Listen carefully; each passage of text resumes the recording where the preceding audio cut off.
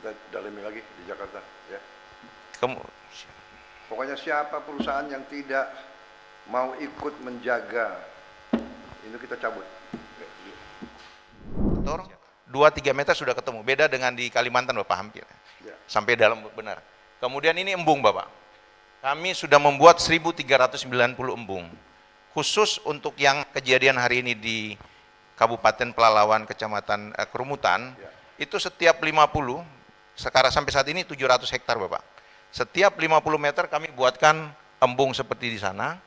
Jadi sumber airnya itu diambil dari situ, ketika ini kosong, kita pindah lagi ke embung yang lain. Nanti 2-3 jam ini akan muncul lagi airnya, karena memang menyerap dari gambut semua. Lalu ada 1988 sekat kanal, kemudian ini ada 268 menara pantau, yang punya kewajiban perusahaan atau korporasi-korporasi yang ada di sini.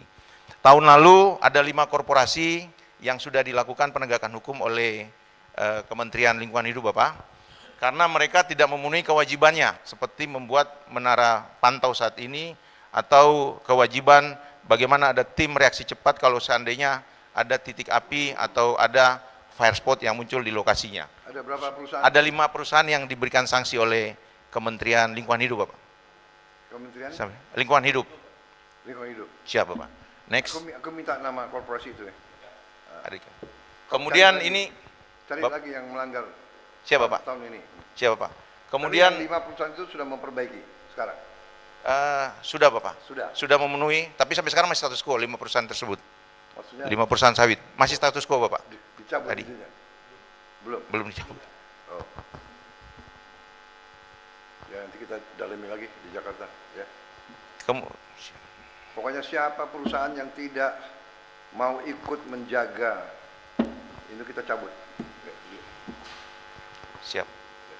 Kemudian ini kan sumber kehidupan rakyat, sumber kehidupan perusahaan itu juga. Nggak boleh dia seenaknya, dia tidak mencegah, ya, mencegah itu. Lanjut. Siap. Kemudian kekuatan kami tadi yang berikutnya adalah kemitraan atau gotong royong yang kami sampaikan. Kami mengeluarkan maklumat. Biasanya maklumat itu penegakan hukum saja dikeluarkan oleh Kapolda. Tetapi tahun lalu kami mengajak Forkopimda, Pak Gubernur, untuk sama-sama mengeluarkan maklumat pencegahan karhutla. Di antaranya adalah melakukan pencegahan sebagai tanggung jawab kita bersama, larangan pembakaran lahan, kemudian itu adalah tanggung jawab pemilik lahan, lalu restorasi pasca karhutla. Kami begali, Bapak, kami ganti ke depan, dengan program presisi Bapak Kapolri, kami turunkan di bawah ada green policing, bahwa kita hadir untuk menjaga keberlangsungan dengan melakukan restorasi sebanyak-banyaknya. Kami lakukan edukasi sosialisasi ke seluruh sekolah, terutama PAUD, TK, SD, untuk memberikan pencerahan kepada anak-anak, mulai usia dini udah memberikan penanaman, bahkan hadiah kado ulang tahun kami kasih kado pohon untuk ditanam. Anak-anak kami suruh menanam pohon, lalu diberikan nama, dan itu setiap saat Babin Kamtibmas, Babinsa, sampai ke tingkat bawah kita turunkan. Kemudian berikutnya ada instruksi Mendagri Bapak nomor 1 2026, kemarin kami menerima dengan Pak Gubernur, kami sudah mengumpulkan seluruh bupati, wali kota se-Provinsi Riau, sampai kepada camat, sampai kepada kepala desa, di samping ada Babinsa dan Babin Kamtibmas, kita sampaikan untuk menyampaikan tentang pencegahan pembakaran lahan yang dilakukan oleh masyarakat sendiri. Lalu kami juga mengajak mereka, kalau melakukan pembukaan lahan, kami yang akan mendampingi pembukaan lahan. Bahkan pemerintah daerah, Babinsa, Babin Kamtibmas memberikan dukungan untuk memetakan mana lahan yang bisa dikembangkan untuk menanam. Karena setelah kami analisa, dari 800 hektar yang dibakar 2026, 700 sekian itu adalah lahan APL, Bapak.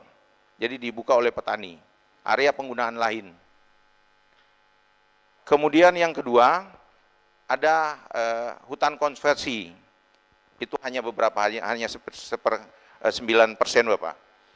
Lalu ini yang menjadi kekuatan kami di daerah, mengumpulkan seluruh pejabat struktural, mulai dari bupati, camat, sampai kepada kepala desa, sampai kepada Babinsa, Babin Kamtimas untuk bergerak serentak. Next.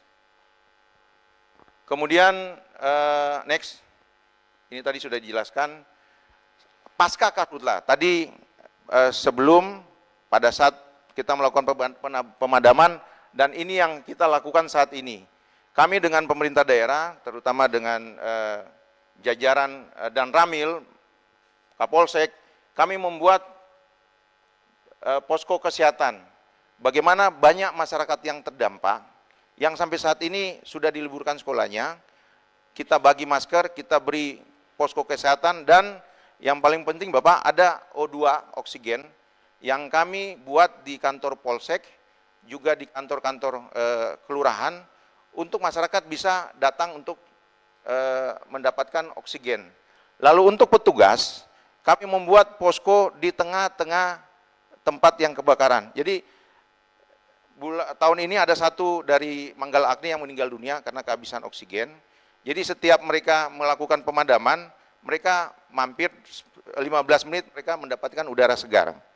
Nah ini yang perlu untuk kita mencegah jangan sampai anak-anak kita di lapangan mendapatkan ISPA, Bapak. Berapa perkiraan Anda berapa tabung oksigen yang masih kalian perlu? Kami masih, sementara ini yang di kerumutan yang terdampak, kami masih ada 30 tabung oksigen. Pak Gubernur kemarin sudah menyiapkan 50 tabung oksigen. Jadi kami perlu banyak, Bapak. Berapa kira-kira? Perlu bisa 500, Bapak. 500? Siap. Kabalok segera kirim 500. Ya. Terima kasih. Siap, next. Ini upaya-upaya pencegahan yang sudah kami lakukan. Pernah Bapak Kapolri pada tahun lalu tuh membuat Jambore Karhutla. Kita memberikan edukasi kepada anak-anak mahasiswa, anak-anak pelajar untuk sama-sama bagaimana mencintai alam, sama-sama mereka kita ajarkan bagaimana untuk bisa memadamkan api bersama-sama.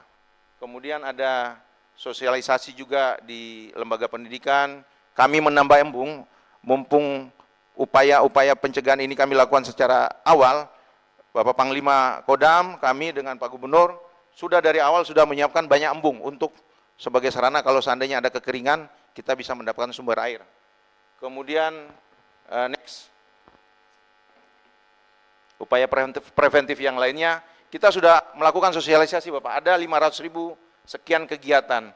Lalu kami bersama jajaran ke bawah di Babinsa sama Babin Kaptimas, sudah ada 502 kegiatan menyebarkan maklumat dari kami bersama Forkopimda untuk menyampaikan kepada masyarakat.